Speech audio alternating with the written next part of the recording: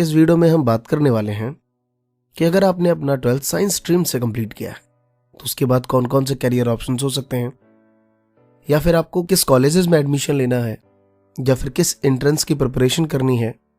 और अगर हम 12th के बाद अपनी फर्दर स्टडी रेगुलर या किसी और बेसिस पे नहीं कर पाते हैं तो उसके बाद कौन से ऐसे career options as a job wise हो सकते हैं, तो उन सारे विषयों पे हम बात करने वाले हैं। तो दोस्तों, सबसे पहले हम साइंस स्ट्रीम के कोर्सेज को दो पार्ट में डिवाइड कर लेते हैं। एक पीसीएम फिजिक्स केमिस्ट्री मैथ और दूसरा पीसीबी फिजिक्स केमिस्ट्री बायोलॉजी।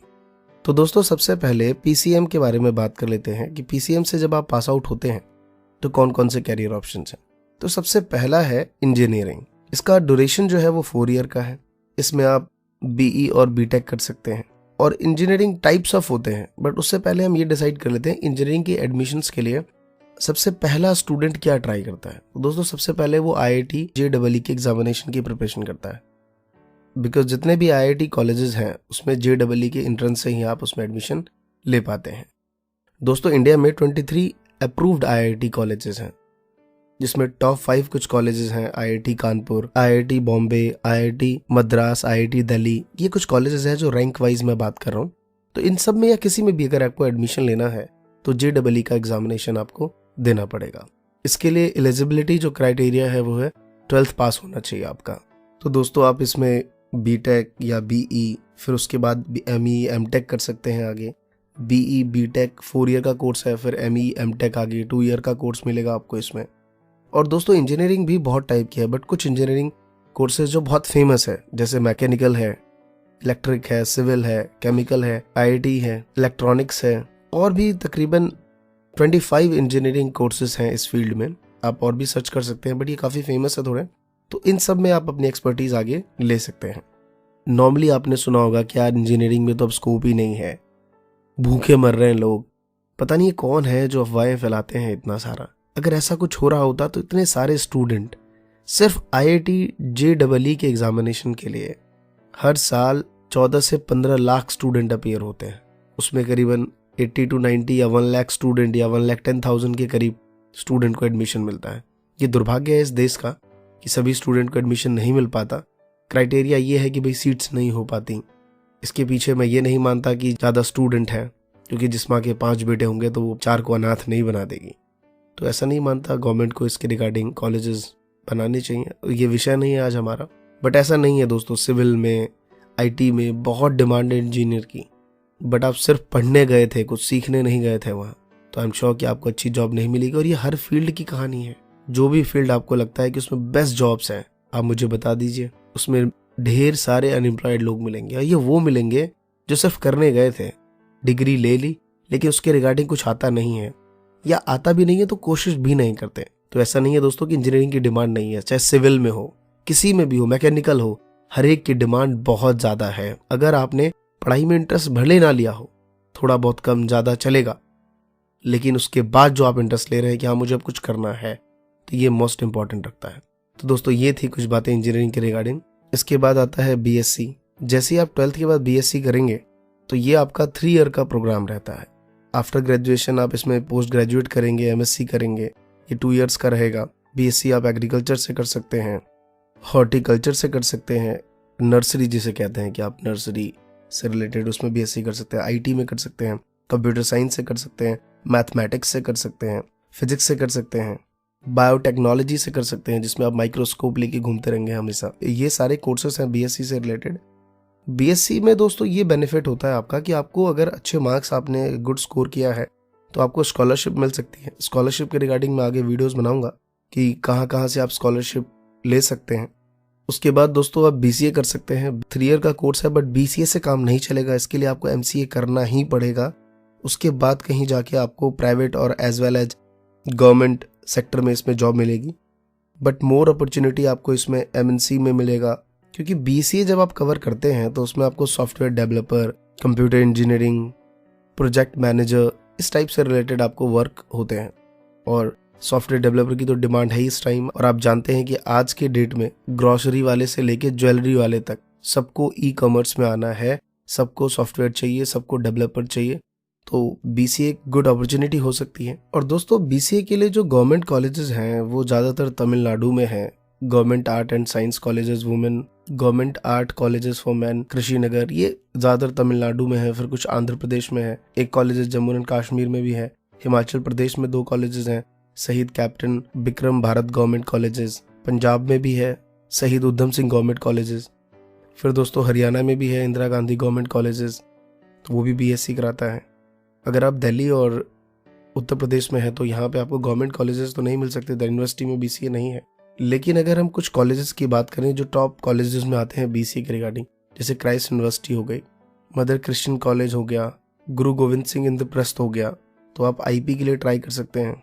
दोस्तों अगर आप दिल्ली और एनसीआर में रहते हैं तो आप आईपी यूनिवर्सिटी ट्राई कर सकते हैं, गुरु गोविंद सिंह कॉलेजेस।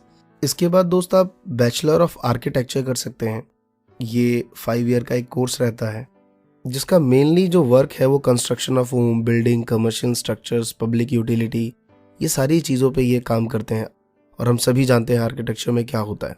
और दोस्तों इसमें आप अपना खुद का भी स्टार्ट कर सकते हैं, अगर आप designing, creating home, small projects बना सकते हैं, आगे चल के रिसर्च में जा सकते हैं इसमें, क्योंकि आपने देखा होगा जितने भी अभी दुबई में बिल्डिंग्स बनते हैं उसमें बी आर्क के ज़्यादातर स्टूडेंट इंडिया से जा रहे हैं वहाँ पे।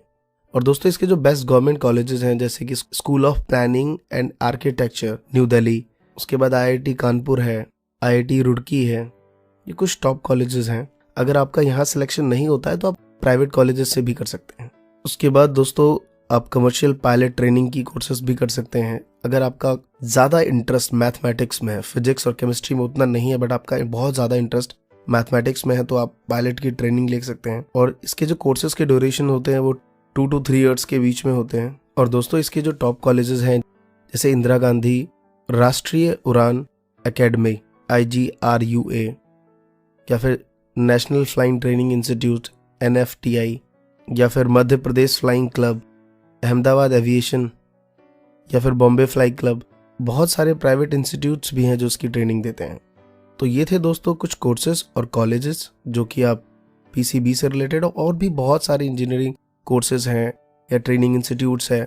तकरीबन 19 से 20 कोर्सेज ऐसे हैं जो स्पेशली साइंस स्टूडेंट के रिगार्डिंग PCB से हैं, तो आप उनके बारे में भी चेक कर सकते हैं। और दोस्तों आने वाले टाइम में मैं स्पेसिफिक हर एक टॉपिक पे एक सिंगल वीडियो भी बनाऊंगा, बट उसमें कुछ थोड़ा टाइम लग सकता है। और दोस्तों अब बात करते हैं हम PCB स्टूडेंट्स की। तो दोस्तों PCB में सबसे फेमस जो कोर्सेज है वो है MBBS, 5.5 ईयर्स का कोर्स रहता है। इसमें आपका ट्रेनिंग भी रहता है।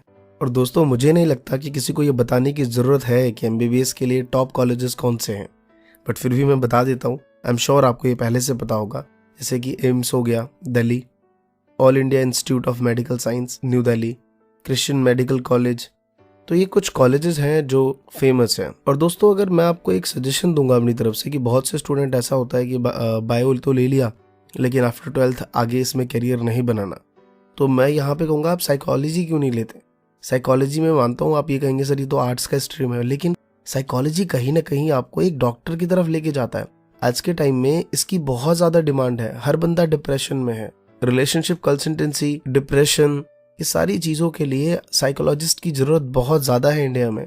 मुझे लगता है आगे इसका बहुत बड़ा स्कोप है। तो अगर आप बायो से हैं बट फिर भी आपका इंटरेस्ट नहीं है MBBS में, BDS में, तो आप कहीं ना कहीं साइकोलॉजी से भी आगे बढ़ सकते हैं।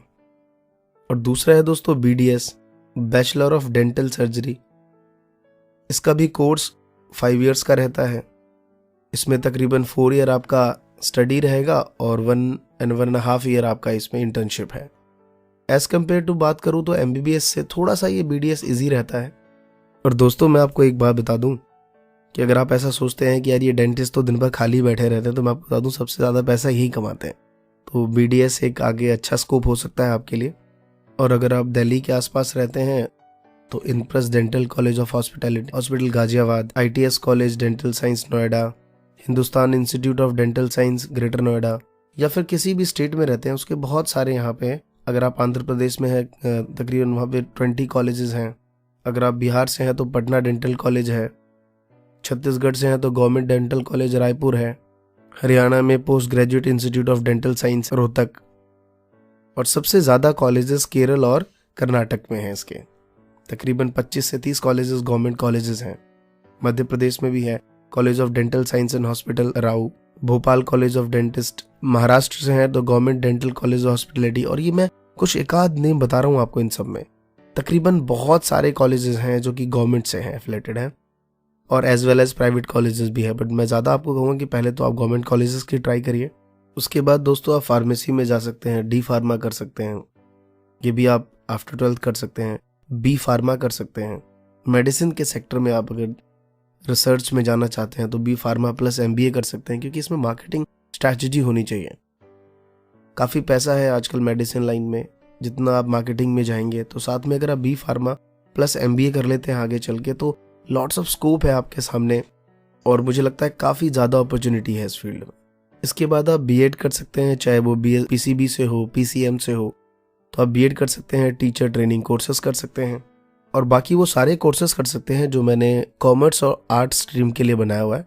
उसका लिंक मैं नीचे डिस्क्रिप्शन में और ऊपर आई बटन में भी दे रहा हूँ, तो आप यहाँ पे क्लिक करके ये दोनों वीडियोस देख सकते हैं कि कौन कौन से कोर्सेज हैं जो आप उसमें भी कर सकते हैं। और दोस्तों इसके बाद अगर आप चाहते हैं कि नहीं आफ्टर 12th मुझे जॉब करना है या कुछ ऐसे कोर्सेज करने हैं जिसके बाद मैं एक अच्छी जॉब ले सकूं, तो मैंने ऊपर बताया था आपको एयर होस्टिंग ट्रेनिंग के बारे में, वहाँ से आप कर सकते हैं। इवेंट मैनेजमेंट कर सकते हैं, हॉस्पिटैलिटी डिप्लोमा कोर्सेज कर सकते हैं, लॉ में जा सकते हैं, ग्राफिक्स कर सकते हैं, डिज़ाइनिंग में जा सकते हैं, मास कम्युनिकेशंस में जा सकते हैं। ये सारी बातें मैंने BA और BCom से रिलेटेड वीडियोस में मैंने बनाई हुई हैं, ऊपर आई बटन में आपको दे रहा हूँ मैं।